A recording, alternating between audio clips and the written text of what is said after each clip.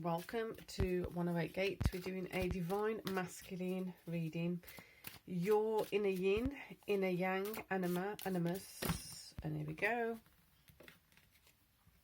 We've got the sun on its side. We've got Ten of Swords coming on its side. And Ten of Coins on its side. So it's a well, as I was getting ready for this reading, there was a definite kind of fast flashing recap of important points of the Divine Feminine reading. If you haven't seen it, it should be in Divine Feminine playlist or the general playlist. And the points around making sure that we are emotionally refining our attunement with our direction in life. Emotionally refining attunement with what do we really want, desire, and intend to go towards. So this shift is really important to be practically aligned with what we need to be doing, 3D alignment with what we're doing. So this means as we're doing more of the 3D alignment, there may be other energies, other dimensions that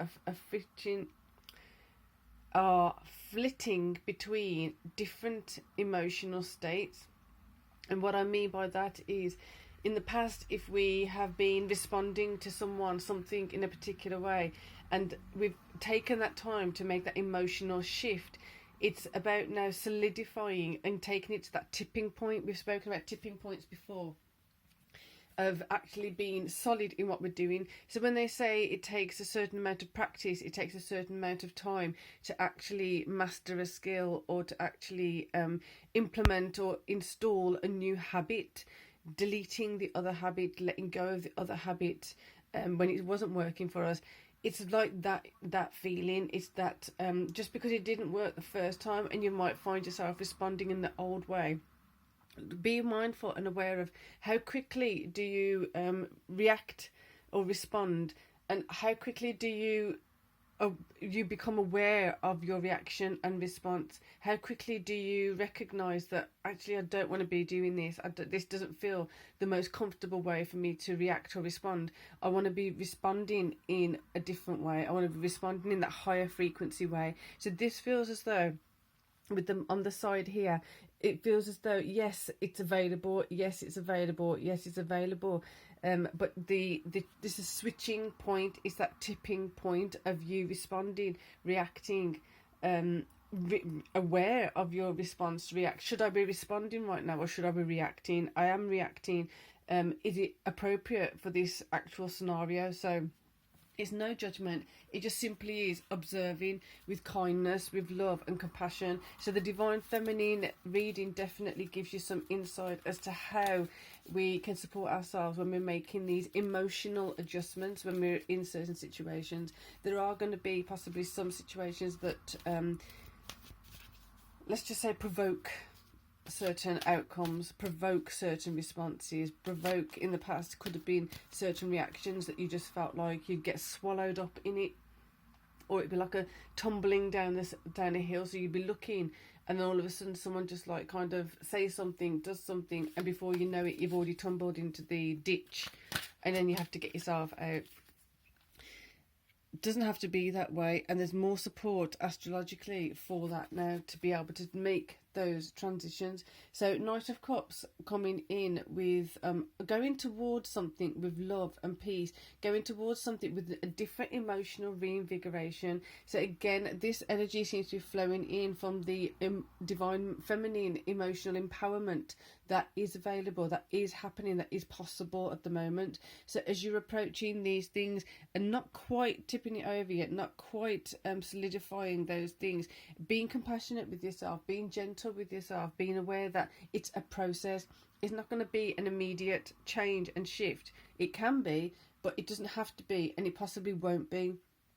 So if it's not the instant response, the instant change of reaction, the instant used to be this way, now it's this way, just making sure that you're staying committed to the process, you're staying committed to this shift. And this is why in the Divine Feminine reading it sounded as though there is a bit of difficulty in making this shift, because we do have that tendency to say to self that if it doesn't happen now, it's not going to have it happen at all. So it's about remembering that it's about the process, it's about the commitment to, right, I didn't get it this time and I will get it next time. How can I improve my response? How can I improve my reaction? How can I catch this sooner so I don't go so far deep into this lower frequency negative emotion, this lower frequency negative thought pattern or thought process?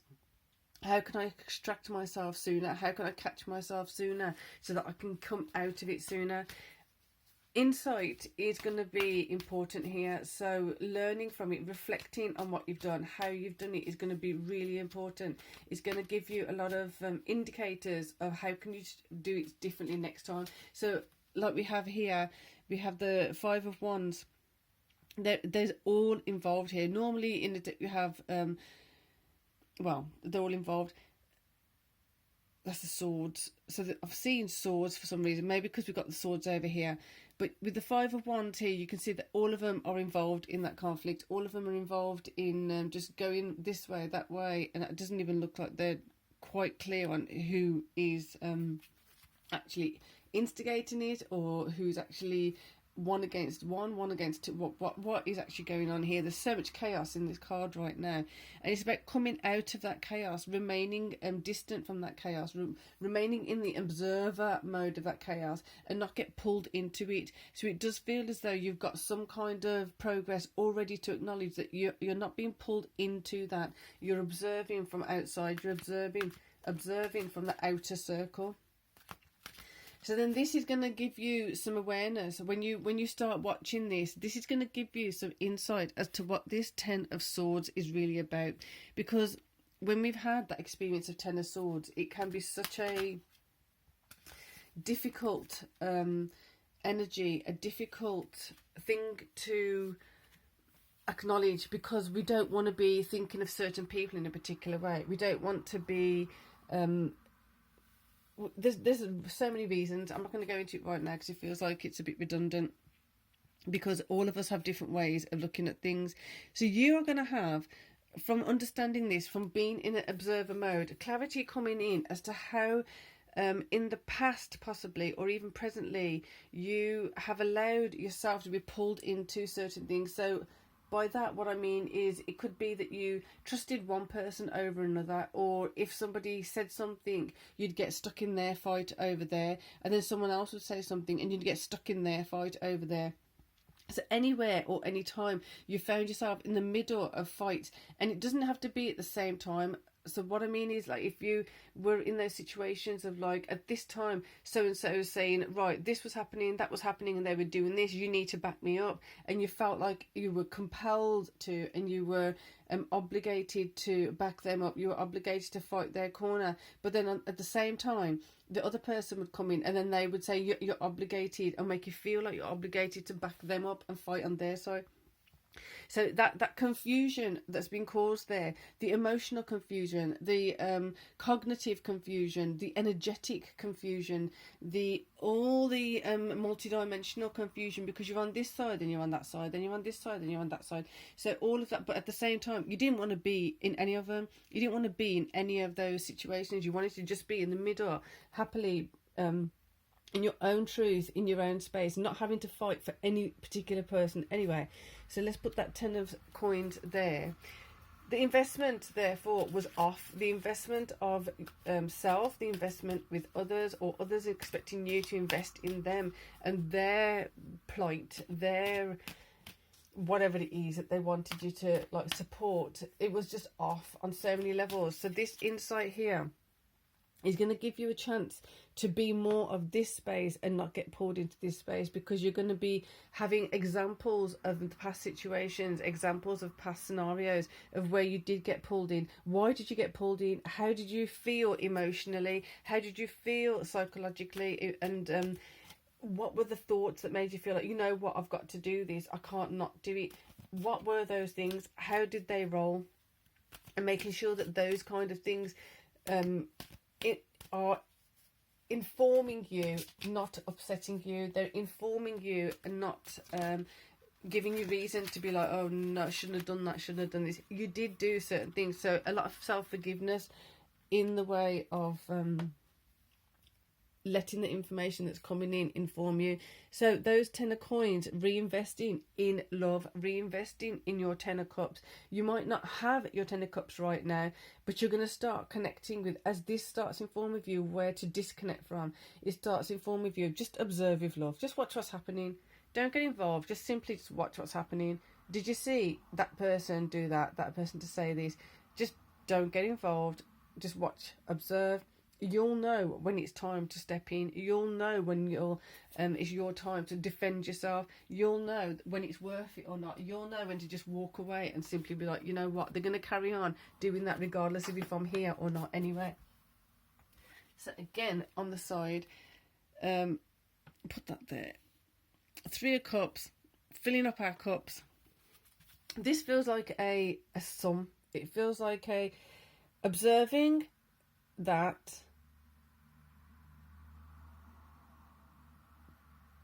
equals these, but this plus that, if that makes sense. I can see it and I can feel it, but I don't quite know how to explain it.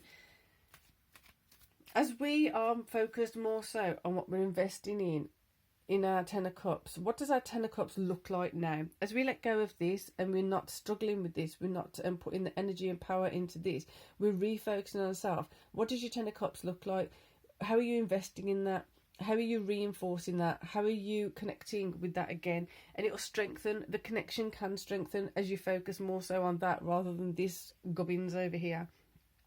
So then as you're doing that, you're going to get more insight as to how you have been dragged into that space, and then understanding that now I'm going to go this way. I'm going into my happiness. I'm going into what feels comfortable. I'm going into my peace. I'm going into all that stuff I really, really want to be building, and not into what other people are destroying.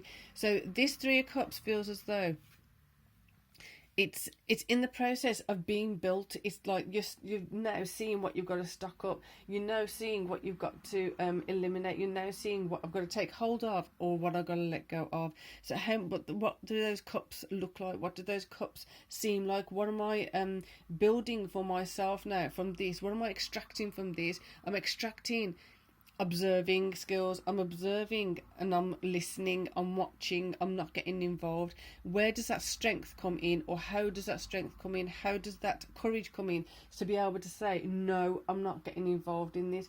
The courage and strength coming in to say, I'm not taking sides here.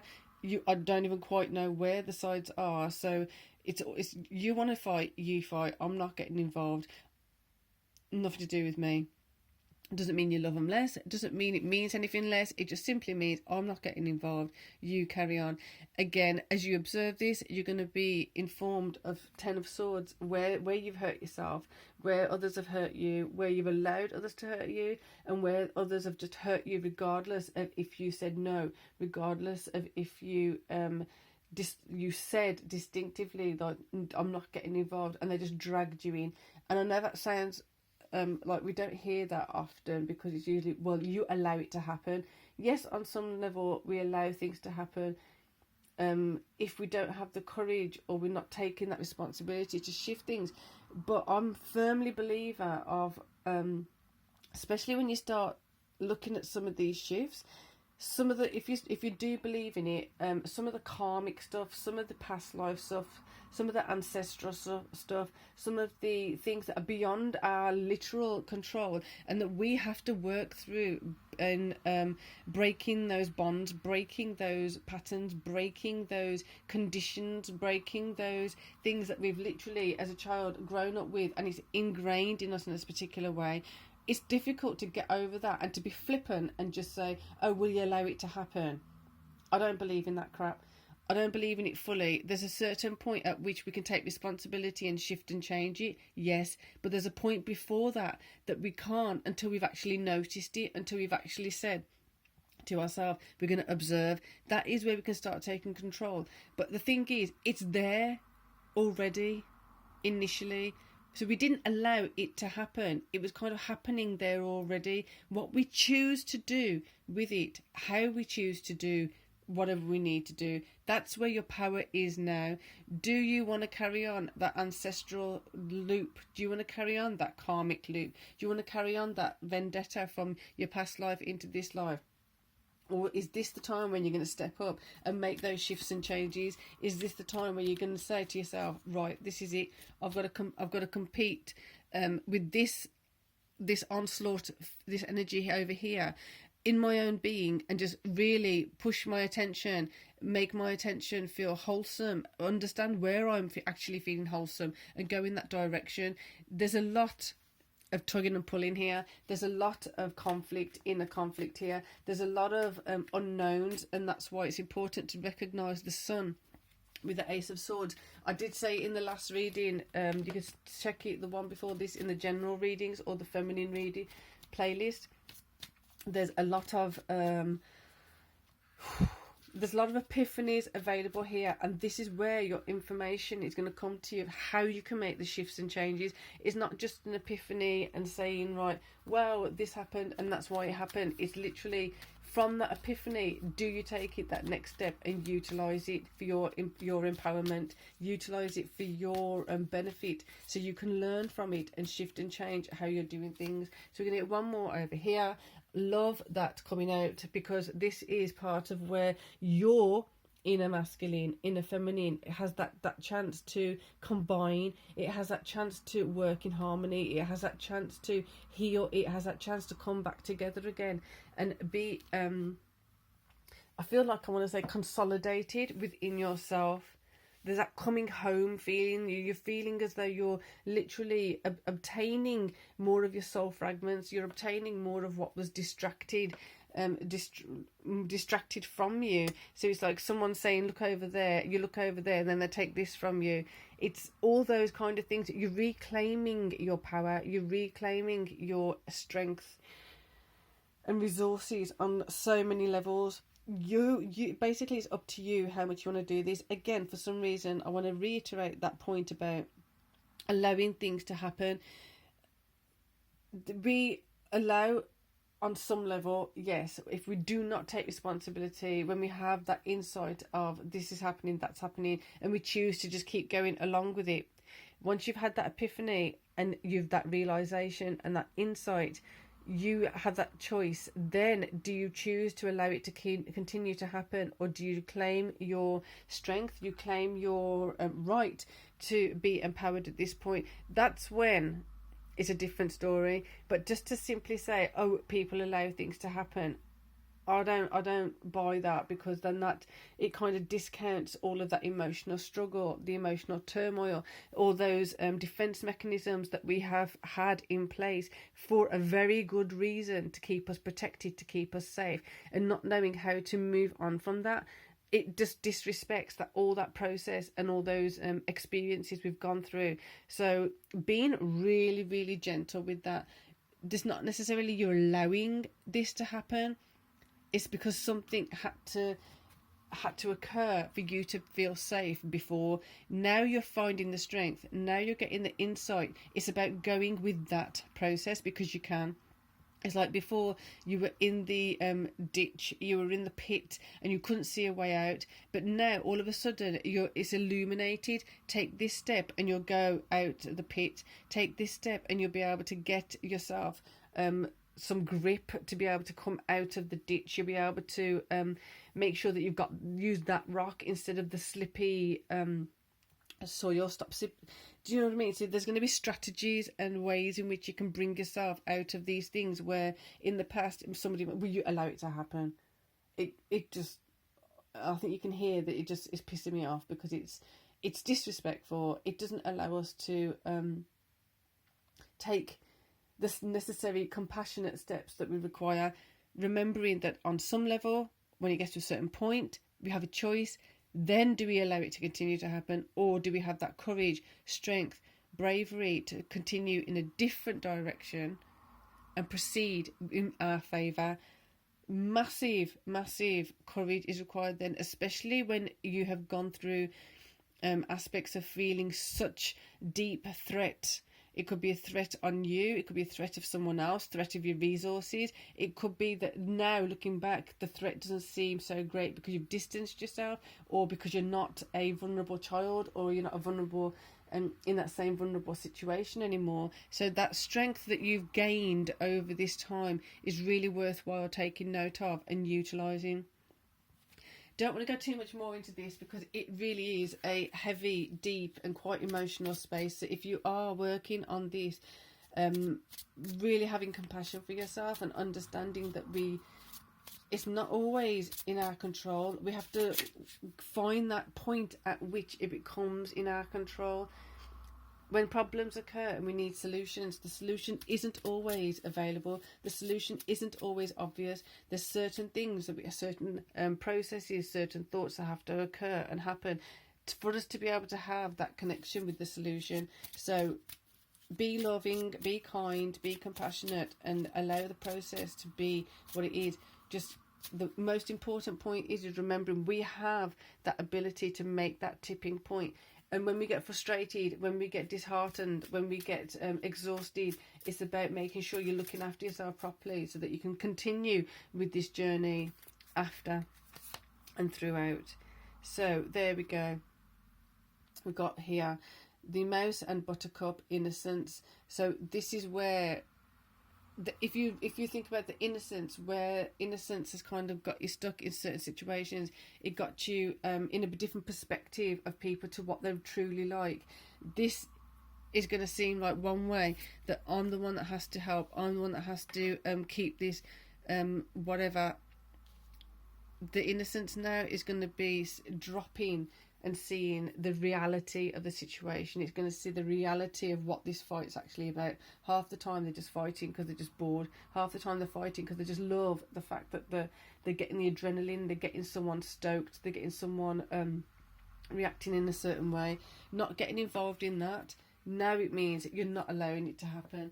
But initially, you may have felt obligated, you may have had different patterns from past lives, like I said, ancestral things, whatever it is, playing in your energy field, playing because you're conditioned that way, playing because you're you don't know any different until you know something different. So really, again, if you need to listen to it again, the reading, listen to it again if you've got even just a spark out of it, because this really is an energy we can support, and so much empowerment is available in here.